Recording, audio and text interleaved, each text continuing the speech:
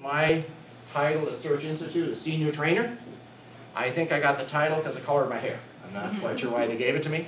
I've been working with the Institute since 1995, and my role there is the translation of this framework called Developmental Assets into tools that people can use at the community level.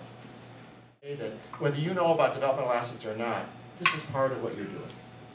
The framework of developmental assets is used around the world. It's currently being used in some 31 other countries, in places like South Africa, Australia, Belfast, Ireland, Brazil. Lots of different places where people simply take it and apply it in ways that work for them. You recognize that the world has changed dramatically for kids since I worked with them on a daily basis in the 1970s and 1980s. At the same time, what our research indicates at Search Institute is that while the world has changed, what kids need from that world, what they need from their communities, has not changed dramatically. Access to those things is an issue.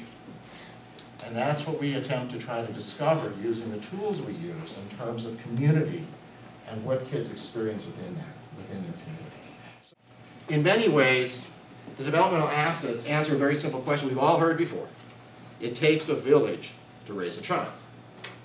And all we've tried to do is answer the question, what is it kids need from that village?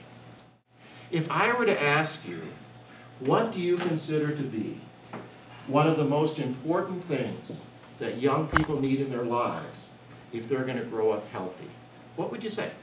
Now, what are some of the factors you identified? Go ahead, just anyone. Love. Okay, they need love in their life. What else?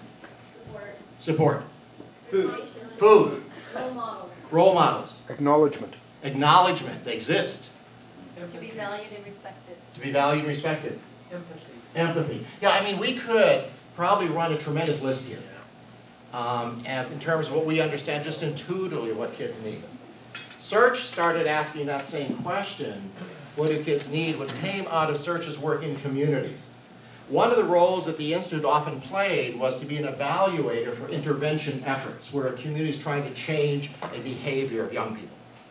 And that led Peter Benson, the late president of Search Institute, to begin to think into this, to realize that if we are going to have long-term systemic impact in the life of our kids in a positive way, we've got to begin to think about the whole community. And then that led to the question I asked you, what does the kids need? Well, since Search is a research organization, they did research. They looked at over 1,250 studies. Based on those studies, Search developed a list of factors which we call developmental assets. Some 40 building blocks or factors that we know from the research have impact in the lives of kids when they're present. The fundamental assumption of this whole approach is very simple. The more positive experiences children have in their lives, the greater is the likelihood that they're going to grow up healthy.